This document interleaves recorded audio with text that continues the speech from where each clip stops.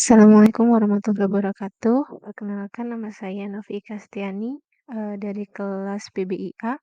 Hari ini akan menyampaikan mengenai aksi nyata topik 5 di mata kuliah Literasi Lintas Mata Pelajaran. Baik, yang pertama, mengenai literasi, pada awalnya sebelum saya mengikuti mata kuliah ini, saya beranggapan bahwa literasi adalah segala sesuatu yang berkaitan dengan membaca buku.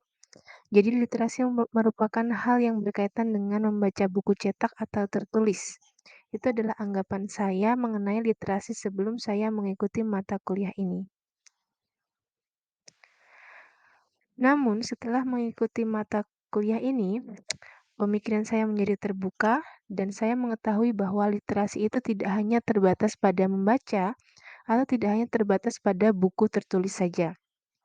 Jadi kegiatan literasi merupakan kegiatan membaca yang dapat didefinisikan sebagai membaca informasi di jaring sosial atau sekedar melihat tulisan pada Instagram Story seseorang juga dapat dikatakan sebagai kegiatan literasi.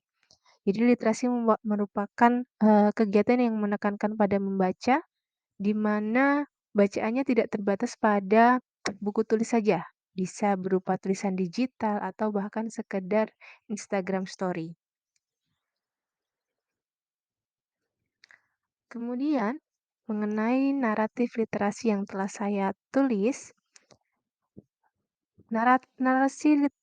naratif literasi yang telah saya tulis mengingatkan saya bahwa saya pernah tertarik dengan modal literasi tulisan cetak. Hal tersebut pula yang memberikan saya pengalaman mengikuti kompetisi di usia sekolah dasar.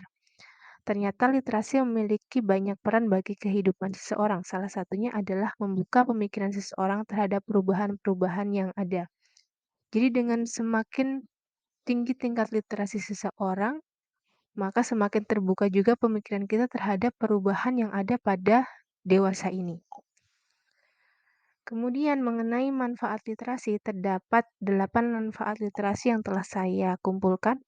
Di sini menurut Devi tahun 2018, yang pertama adalah menambah kosakata, yang kedua mengembangkan kemampuan verbal, kemudian mengoptimalkan kerja otak, melatih kemampuan berpikir dan menganalisa, menambah wawasan dan informasi baru, meningkatkan fokus dan konsentrasi, meningkatkan kemampuan interpersonal, dan yang terakhir adalah melatih merangkai tulisan bermakna.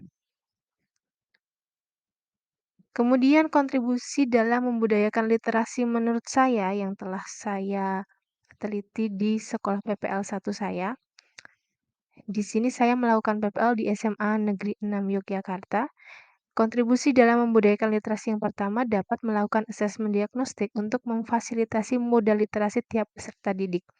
Jadi melalui asesmen diagnostik ini kita dapat memfasilitasi mereka bentuk literasi seperti apa yang bisa mereka dapatkan, apakah dalam bentuk digital atau dalam bentuk cetak. Kemudian kontribusi yang kedua adalah memberikan pengalaman literasi kepada peserta didik melalui berbagai platform.